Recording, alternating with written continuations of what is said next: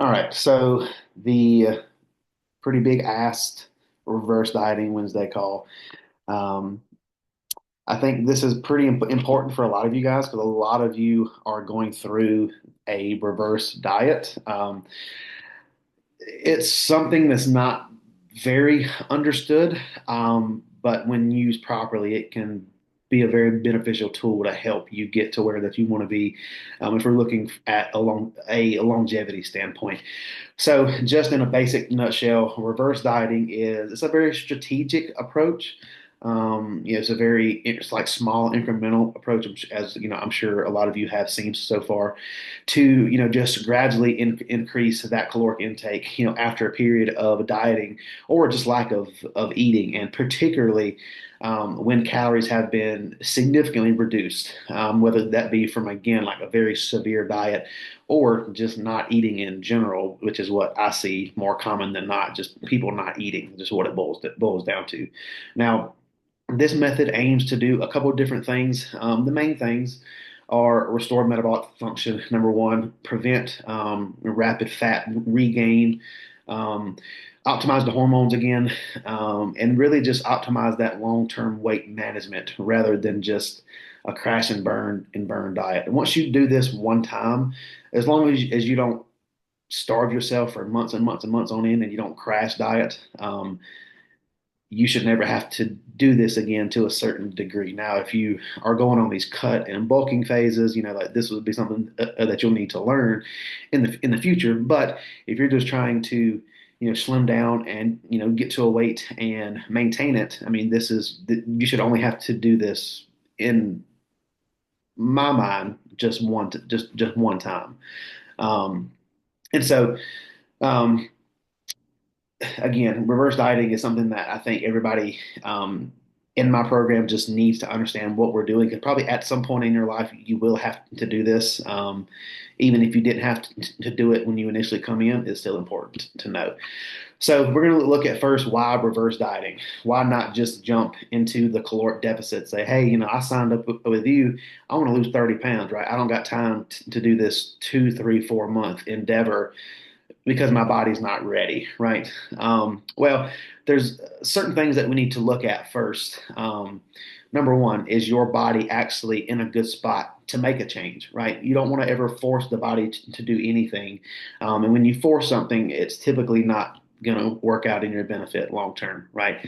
But the main one is metabolic adaptation. So during extended, calorie restriction, the body is going to adapt. I mean, it's a very efficient machine. Our body is not stupid, but it's going to adapt, and it's going to adapt to a new BMR or your basal metabolic rate to whatever stimulus that you're putting inside of your body, right?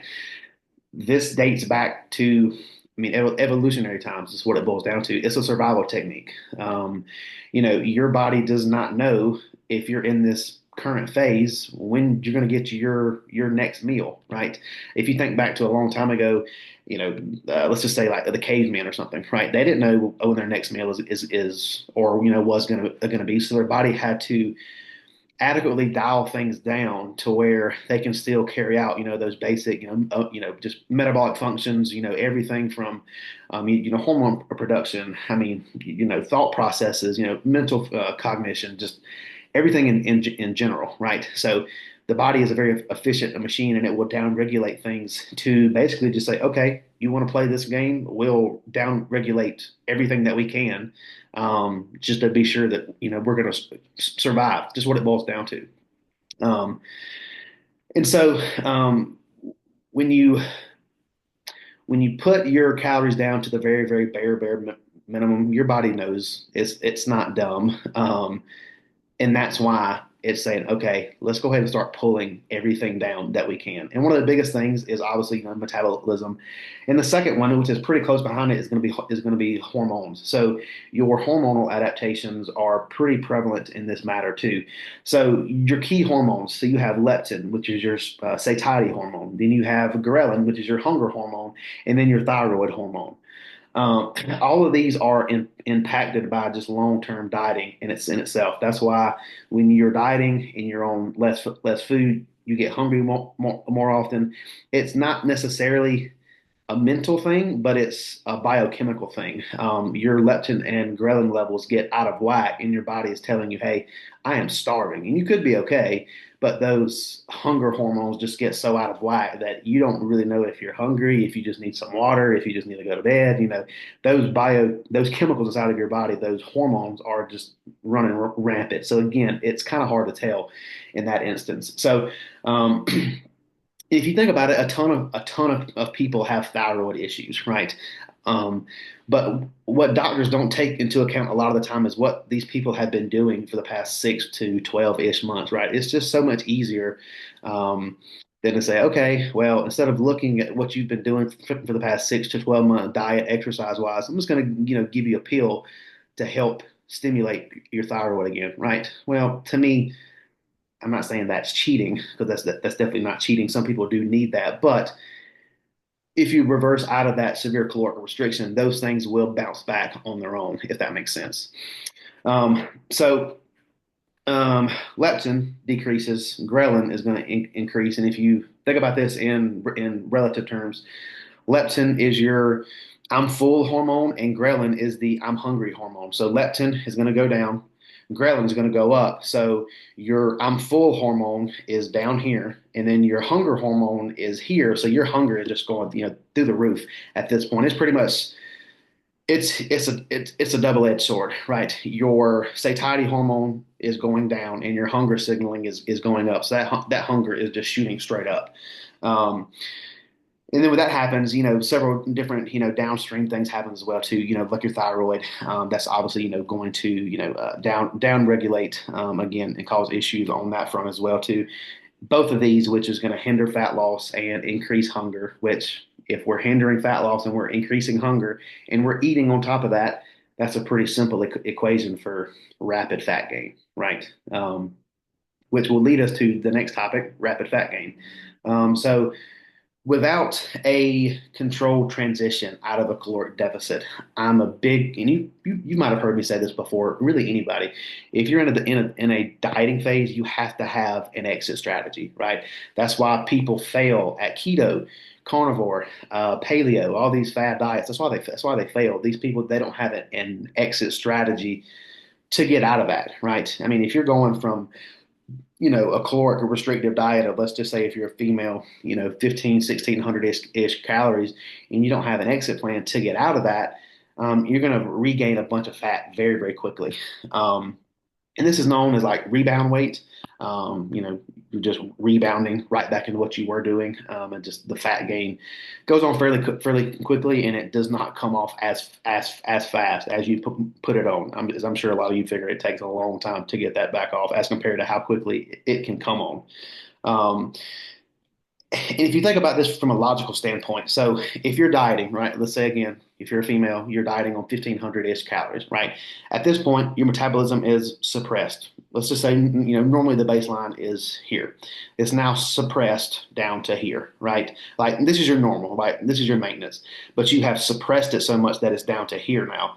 Well, your food, let's just say it was here, right? And you're dieting and you're still, trending down the right direction, but you don't have an exit plan and you start eating excess calories, you still have a suppressed metabolism and you're going to add in a ton more food. Again, that's going to be a rapid fat regain. Not even just like regular fat regain. It's just going to be exponential at that point because you have a suppressed metabolism and that hunger is just going up. It's just like pouring gas on a fire. It's going to erupt pretty quickly. Um, and so that's why we reverse diet. Number one, get that metabolic adaptation back, moving in the right direction again. Fix those hormonal issues that a ton of people have. I've seen several panels of blood work just in the past 2 or 3 months alone, from just random people who would consult a blood panel assessment, and they're all over the place. And it's because of their caloric intake is just not where it needs to be. I mean, your body is surviving on fumes. So if you fully expect your body to be fully functioning and healthy off of fumes, mistaken, right? And then, obviously, the last thing, the fat regain side of things. So, now, how does this work? That's the big question. How does reverse dieting work? Because this seems backwards, right? You're eating this many calories, we're going to be adding in calories, and you're not going to gain any weight, and you might lose weight, right? Well, that's exactly what happens.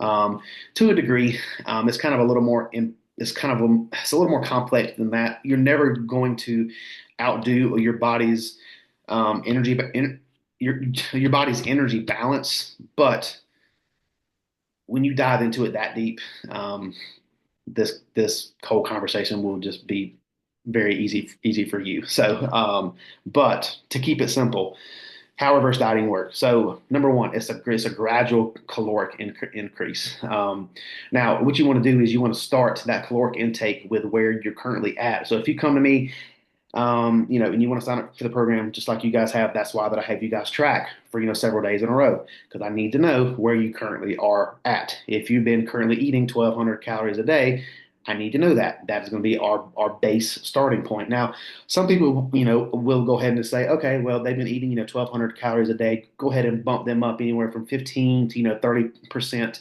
of that caloric intake and get them moving in the right direction, right? To a degree, that is okay if they have been eating healthy beforehand. If you come to me and you've been eating fast food, junk food, not whole food, right? Of 1,200 calories of junk food and 1,200 calories of good food, you're going to see an exponential change just off the bat, outside of just adding in calories, right? So typically, if you if you come in here at 1,200 calories, I'm going to start you at 1,200 calories unless you're eating like super healthy, right? And then from there, you're adding in very small increments. Now, this gets tough in some aspects because some courses that I've taken, they say you can add in as little as 10 calories, and some say as much as like 250. So it's a pretty broad range there, right? What has worked best for me and my clients like you guys have been 100 calories per week, give or take, right? The literature is going to say, oh, looks like Zach fell, um, 50 to 100 calories per week. That's kind of the baseline of what you should do, and that's only dependent on if it's tolerated well and this person is training hard. If you go in the gym and you're just doing a chest press and you're pressing and you're looking over here and you're just looking at everybody else. Oh, there's 10 racket. Like you're not training hard enough for me to give you anything. You need a kick in the butt, if anything else, to get, progress, right? Um, and now I've even gone as high as like 200, 250, but again, that's for an individual who is training at a very high clip and their body can handle that, right? But typically speaking, 100 calories, give or take, somewhere in there. And now this this this controlled increase is going to allow the body to adapt without immediately just setting off the alarms, right? We want to, if you think of this as in like, if you work at a supermarket and you take $1 out of your nightly till every night, right? Somebody's probably not going to notice $1, right? They might just say, oh, whatever. You could do that for maybe a couple of weeks, a month, whatever, depending on how lazy the manager is. But at a certain degree, somebody's going to finally catch up. But it could be 60, 75, $100 later that you just took, but they didn't even notice it, right? So that's kind of what we're doing here with the calories. We're adding them in so small and so incrementally to the point to where we don't want the body to pick up on it. That's where the body fat, um, where it holds and there's no weight gain, or even go down in body fat. That's kind of how that comes into play. Um, and you just don't want to add in too much too quickly. There's definitely a difference in if somebody is training hard. And somebody that's training not hard at all, giving one person 150 calories additional this week and giving the non-hard training person 50, that's probably pretty adequate, right? But any more or less than that is probably not going to be very beneficial for either one of them. Again, it's very dependent on who we're talking about. Um, the easiest way to explain this is the metabolic bank example. When we all retire, we want to have $10 million in that retirement account, right? I would rather have 10 million in that account than one, right? Because when I retire, I want to have 10 million and I want to be able to slowly trickle off of that money until I die, right? I don't want to start at 1 million and think from day one of retirement, well, I can't go out to lunch today because I have this, I only have this much left, right? I had to make this stretch for 30 years, right?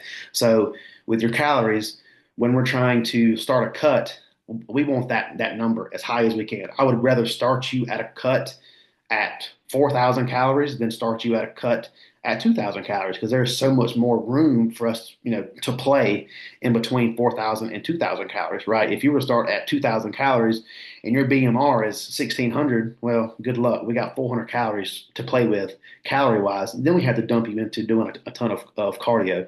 If your BMR is 1,600, but you're starting at 4,000 calories, there's a ton of room to work there. So, you just kind of got to keep that in mind too. We got to build that bank as high as we can get it. Um, and then outside of calories, if we're looking at the macronutrient adjustment, we're always trying to add carbs and fats to this. Now, the one caveat, excuse me, to that is if your protein is low to begin with, it might be low in your initial plan, but that's going to be our first steps to get that worked up, right? Like if you're an individual who's only ate 1,000 calories a day, right, and you're a 200-pound male, I don't want to give you 200 grams of protein because that's 800 calories there, and then I only have 200 calories for carbs and fats, and your hormone production is going to be awful if you only have 200 calories to pull from fats or either carbohydrates. So again, you might start that protein intake out, fairly low, but that's going to be the first thing that we gradually increase as we go along. One for satiety reasons, and for two, preserving lean muscle mass. Um, and then next, is monitoring the biofeedback. This is why I harp on you guys. I need the blood glucose. I need the blood pressure. I need the resting heart rate. I need that stuff, especially if you're in a reverse diet. Really, just in general, because it helps out a ton. Um, Progress is not only tracked through pictures and through weight. It's going to be traced through. Well, body weight is definitely one of them, but it's not the main one. Hunger signaling, energy during the day, training performance, biofeedback markers such as like fasted blood glucose, resting, um, heart rate, things like that. And then at times it's going to be body temperature. So now this is not something that I do a ton, but I have done it in the past. To be honest, I can't get a ton of people to take the fasted blood glucose and the blood pressure. So me trying to get somebody to take their temperature after every meal is probably not going to happen. But for the ones that really need it and I explain it to them, they'll be more than okay, to do this. But essentially, when you eat, your body should heat up. If we have a functioning thyroid and a moving metabolism, right? If your body does not heat up, if you eat a meal and you check your temperature and it's lower than what it was prior, something's wrong there. So again, biofeedback is what we can look at there. Um, and then, obviously restoring that hormonal balance as those calories are going to increase. I mean, everything is going to come up from sex hormones, um, leptin levels go up, those ghrelin, your hunger signaling it goes down, and your thyroid activity improves too. So again, it's more or less just once you get those calories built up, those hormones are going to come back in full force, and it's kind of like it's a floral of everything. You're eating healthier, you're eating more food, you're probably moving a little more than you normally do, and your hormones are coming back. So you can start with zero progress in week one, and by like week three or 3 or 4 of even if it's just one or two changes in the food, but you've also made a ton of changes in your metabolic rate, your hormone profiles, your just activity level in general. So again, it's just kind of about keeping the ball rolling and going forward. Um, and so the key outcomes of this reverse dieting, obviously improve metabolism. That's our main goal. We got to get that metabolism bank as high as we can get it.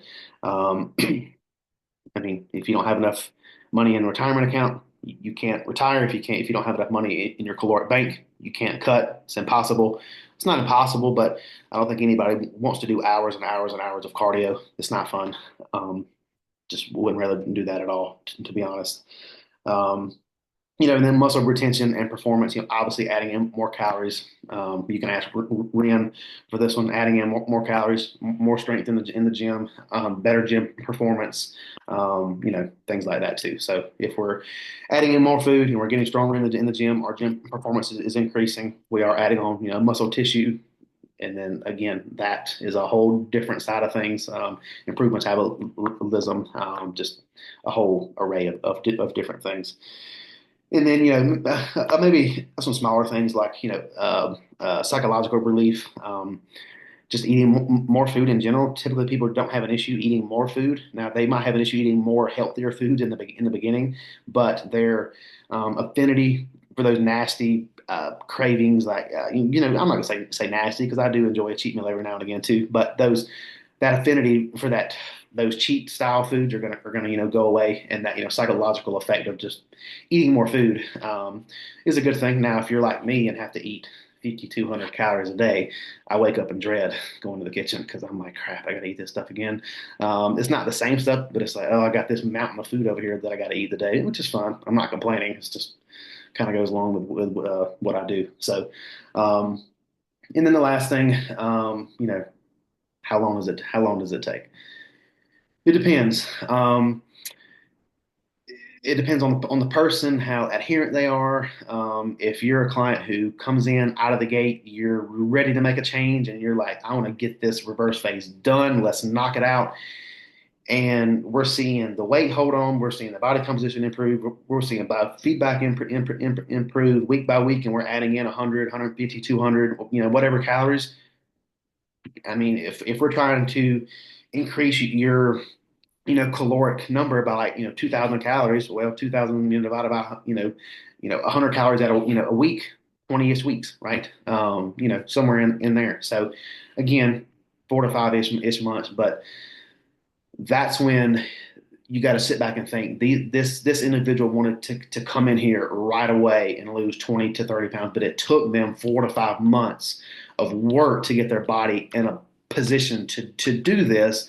Now, once we've spent that 4 to 5 months time, and again, I'm not saying that's typical. That's just, for the example, but you spent that time to do that. Now, the next 2 to 3 months, you're going to see fat loss like you have never seen it before because your body's going to be clicking on just so many different levels.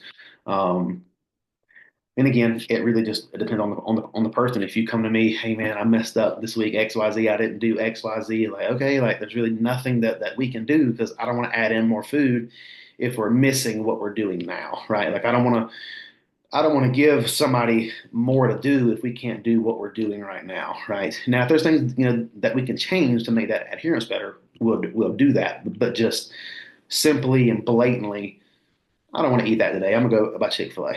That blatantly ignoring the plan is it's just going to take you longer to get there. It's just what it boils down to.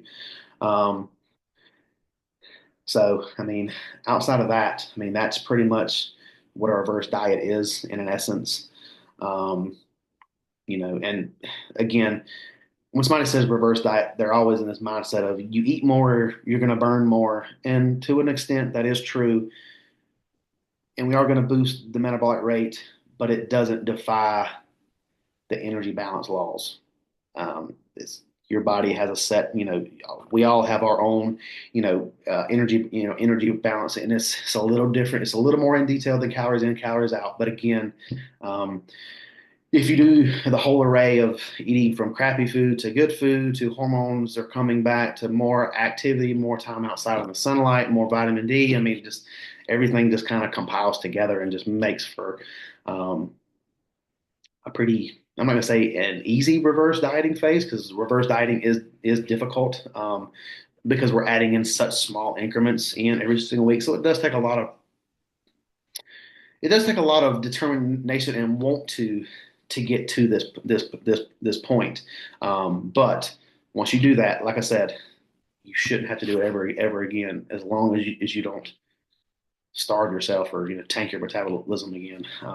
Which after you go through this reverse dieting process, you shouldn't want to do that ever again anyway. So, um, with that being said, that's what I have for today as far as the lecture goes. Now, questions. I know that was a lot. that was a lot for me. It was like 4 pages of stuff. So I think I got everything. What questions? Does all that stuff make sense to you guys, or did I just completely screw that up?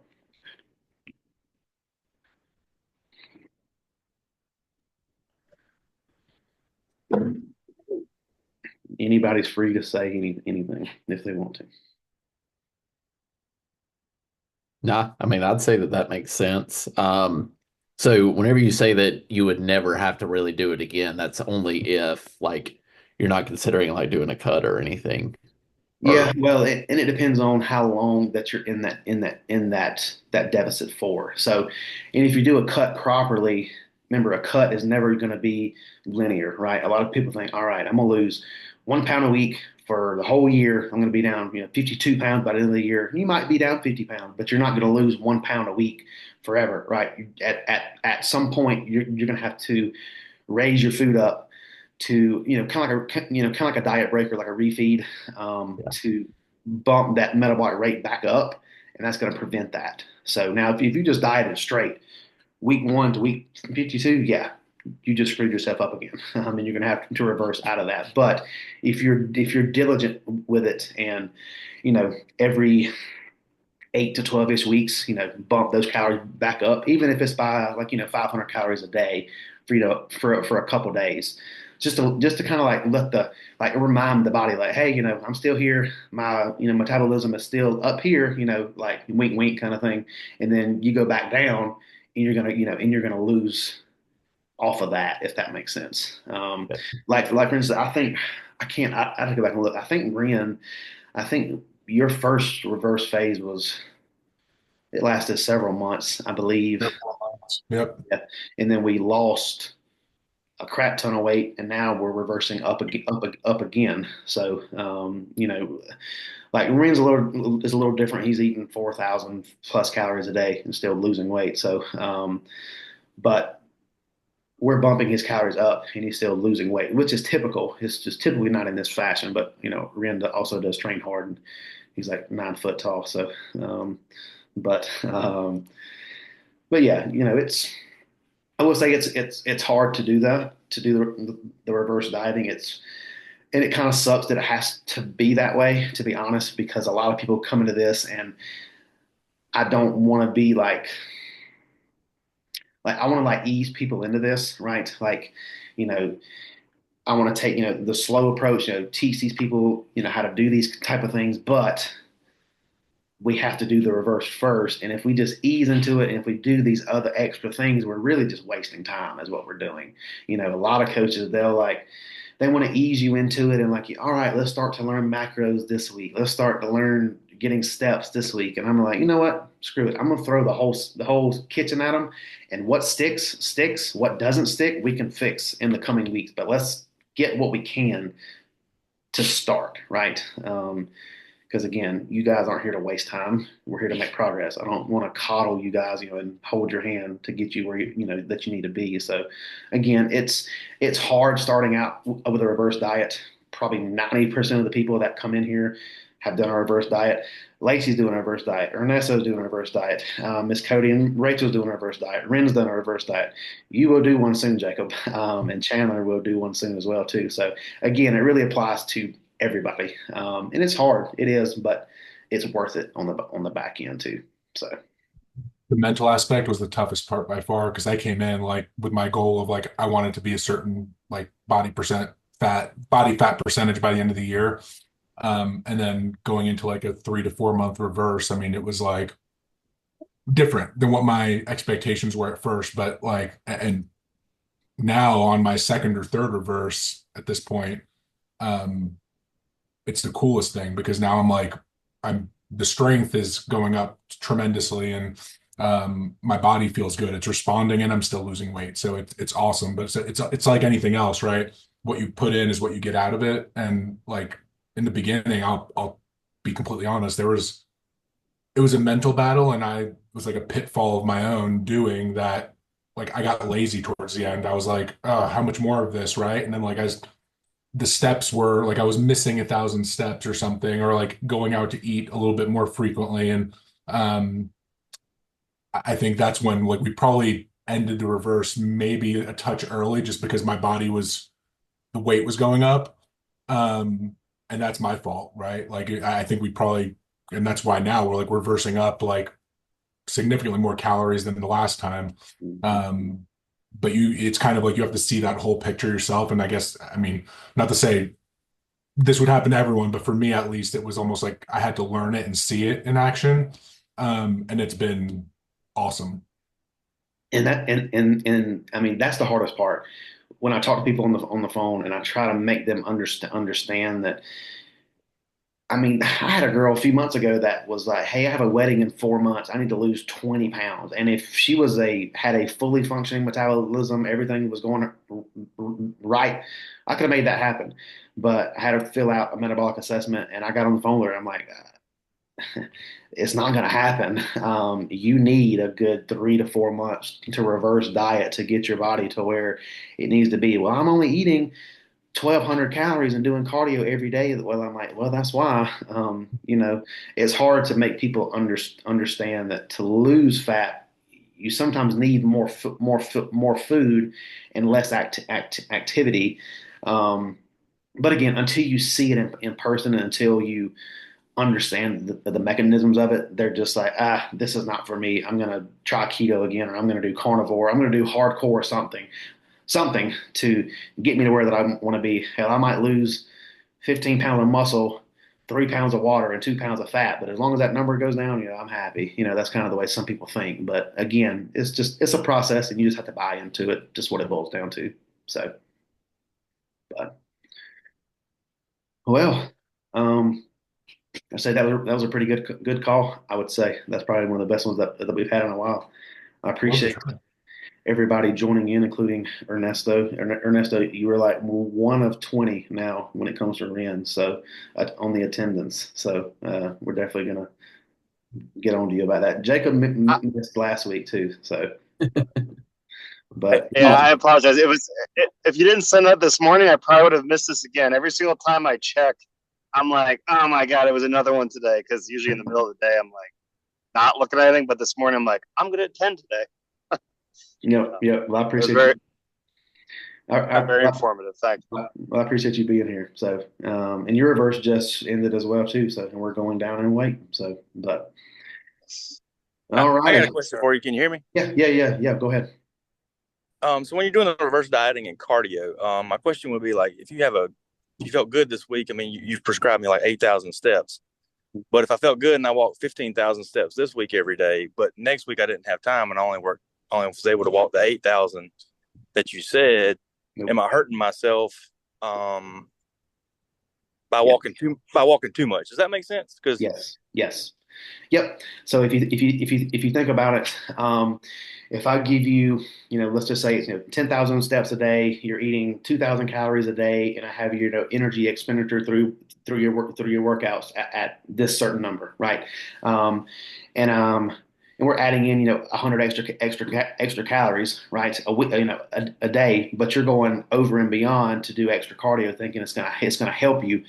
You're burning the 100 calories that we just added in, if that makes sense. no, that's kind of what I was thinking. I was actually hurting myself by doing too much. Yes.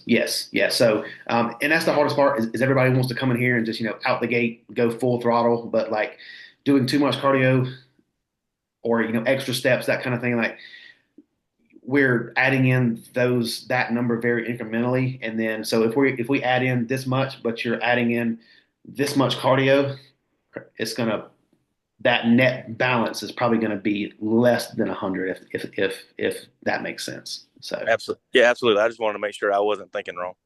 yep. There will come a time to where you can do all the cardio that you want. I won't hold you back, but for right now, we got to keep it within the lines is the main part. So, Sounds good. all right. Well, I appreciate you guys being here. I'm going to go eat and go hit the gym. So, but yeah, hope you guys have a good day. And remember, next week everything will be excuse me, the same. I'm going to even try to do the Wednesday call. I might have a nice little Caribbean background back here, but I might do a I might do a green screen of a Caribbean background, so I don't give you guys the pleasure of seeing my view. But anyway, yeah, everything will remain the same next week as far as messaging wise, check-ins, all that. So yeah, I'm glad you guys are able to join in today, and I'll talk to you guys soon. See y'all. See ya.